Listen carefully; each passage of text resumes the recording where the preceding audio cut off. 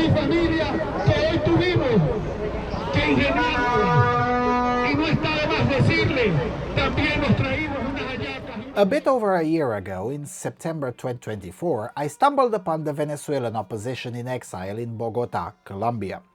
A month ago, the leader of this movement, Mrs. María Corina Machado Parisca, was awarded the Nobel Peace Prize for, actually nobody is sure why, failure perhaps? Before meeting the Venezuelan opposition in person, it was unclear to me why they failed to win against an otherwise not particularly strong tinpot dictator. Well, after meeting them, it became clear to me why Maduro has stayed in power after the 2024 presidential elections and why the Venezuelan opposition, as it stands now, simply doesn't deserve to win. That may sound harsh, but an opposition movement for Venezuela must be able to read the room, read the history, and be able to act. The current incarnation of the opposition doesn't get a passing grade on any of these points. Let's explore.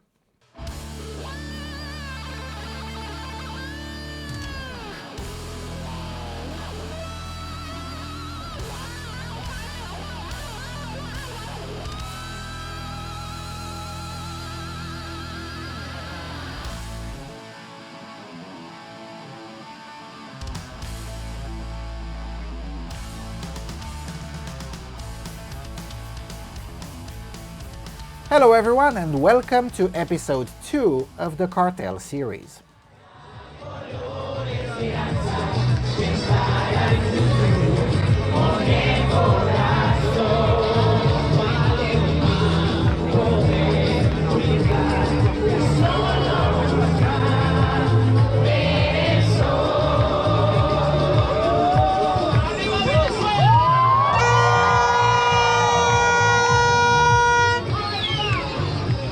So this is the Venezuelan opposition. No, seriously. This was taped 2 months after the debacle known as 2024 presidential elections in Venezuela, where the second replacement of now Nobel laureate María Machado lost in a manner that was neither free nor fair, which is a fancy way of saying the incumbent cartel-financed communist Nicolás Maduro stole the election. Now, this isn't and wasn't the first time this happened, but it was the first time the opposition actually stood a chance, and also the first time when, after the election, the opposition had a good opportunity to regroup and plan a more serious move. Instead, merely weeks after the latest setback, they were effectively putting out a party. At best, it was a pity party. At worst, it was an insult to one's intelligence.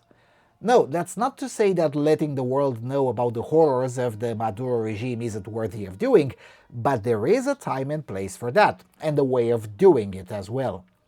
In this case, the time, the place, and the way of doing it were basically off. There are over 3 million Venezuelans living in Colombia. That's 3 times more than the United States and almost half of all Venezuelans abroad. So who is being informed by a rally that looks more like a spectacle than a political protest in Plaza de Bolívar in Bogotá? The timing was also off both logistically and politically.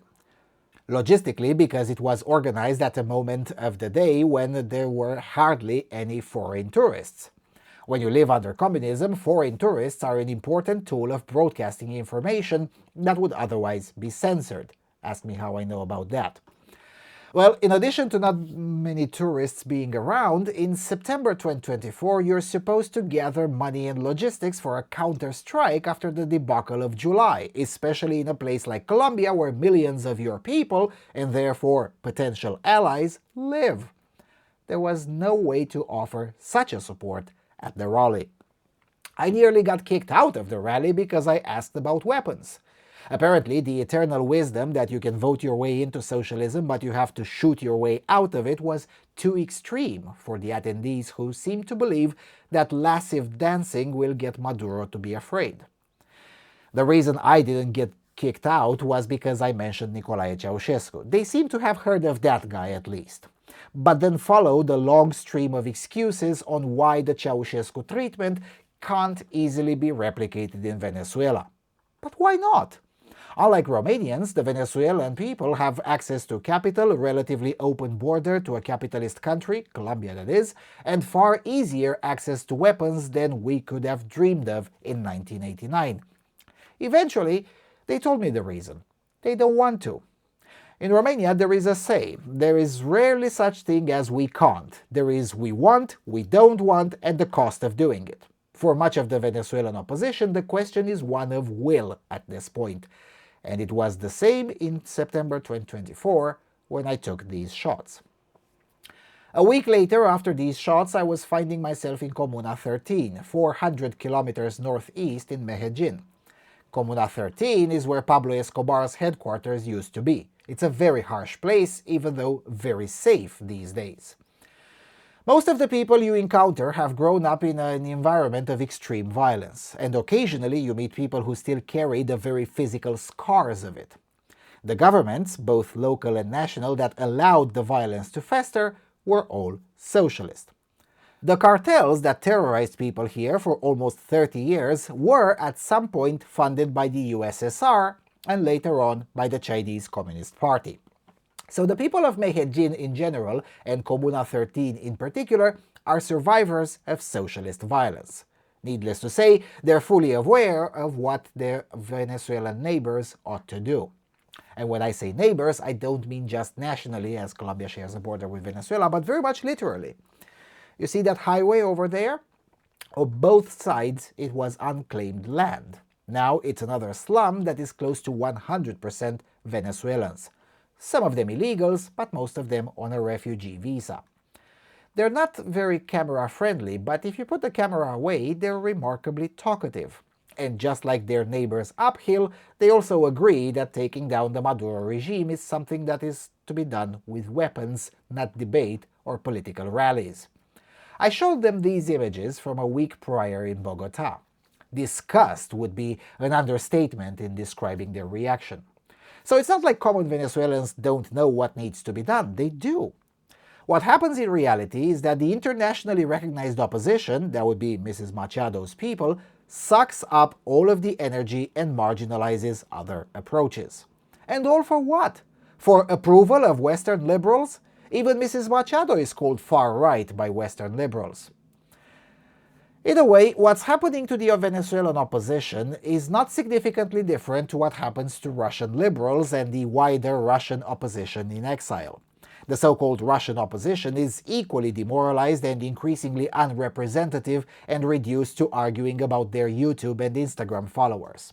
Now, I'm sorry, but ability in toppling tinpot dictators and assuming power and governance isn't measured in social media following or how cute one's political rallies look. Yet for both Venezuelan and Russian opposition in exile, they genuinely seem to believe that this is the case. Now, the reason I'm getting into this topic isn't just to criticize the latest laureate of the Nobel Peace Prize. It's already been known for decades that the Nobel Peace Prize has very little to do with peace or with someone doing good things for humanity. There's hardly something more hilariously illegitimate than the Nobel Peace Prize. The reason for this discussion is the fact that this is a recurring pattern over the last decade or so, and millions of people end up suffering because of it. The pattern is that the ability to oppose autocrats has been declining, and it seems to be generational. The younger or even very young opposition figures elsewhere, like in Nepal, Madagascar, Morocco, Serbia or Kazakhstan, have shown very good ability to maneuver diplomacy, violence and political craftsmanship in order to get what they want.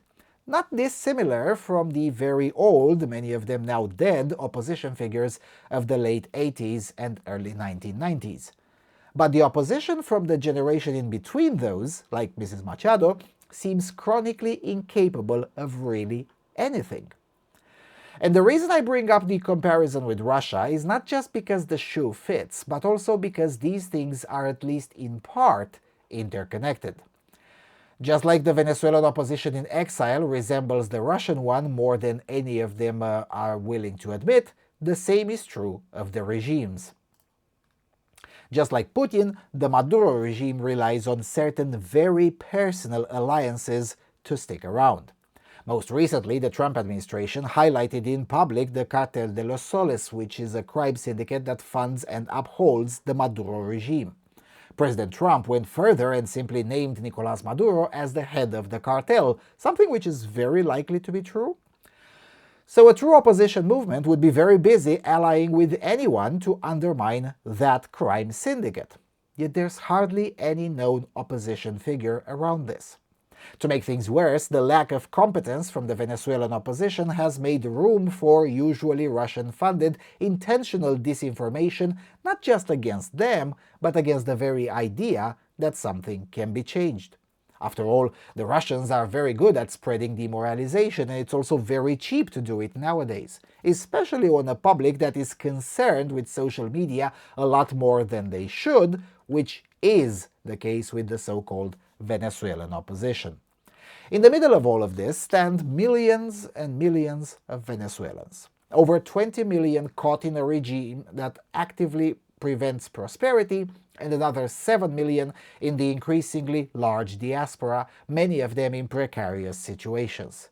There are over 3 million Venezuelans here in Colombia, almost 2 million in Peru, a bit over 1 million in the United States, and another 3 million scattered around the world, but with the majority still in Latin America, primarily Brazil, Chile, Ecuador, and Argentina.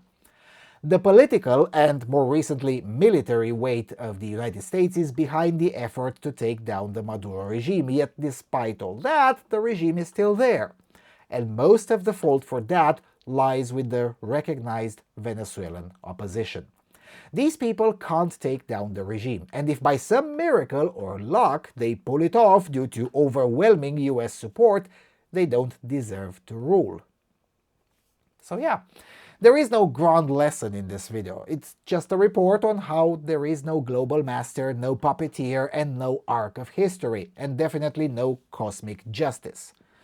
While the regime of Nicolás Maduro has a proven track record of making everyone poorer and bringing in levels of violence unimaginable to its neighbors, the opposition is so weak and full of narcissism and brain rot that the only thing that makes them preferable is that they're not cartel-funded communists yet.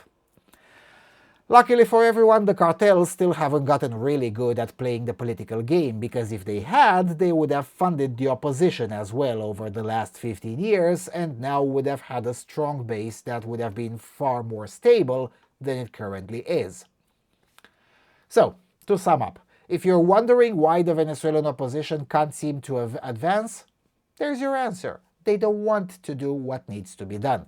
And with many of them, it's not bad faith, but ideological brain rot. And sadly, this is not specific to the Venezuelan opposition. Our entire civilization is infected with this mind virus in which violence is always bad. You see this in the reactions to the Trump administration taking down cartel boats. Most of those originating from Colombia or Venezuela as well.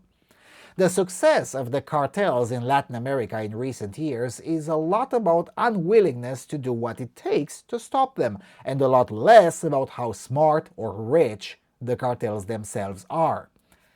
And until that changes, a lot of current problems will remain unaddressed, or will even get worse. And when it comes to cartels, they're surprisingly interconnected. The lack of action on the Venezuela question fuels, at least in part, the problems that will go into the next episodes of this series. So yeah, that's really all there is to it. By the time this video hits YouTube, it's very likely everyone has already forgotten who the leader of the Venezuelan opposition is, unless the Trump administration decides to go in harder, in which case the fate of the opposition changes for the better.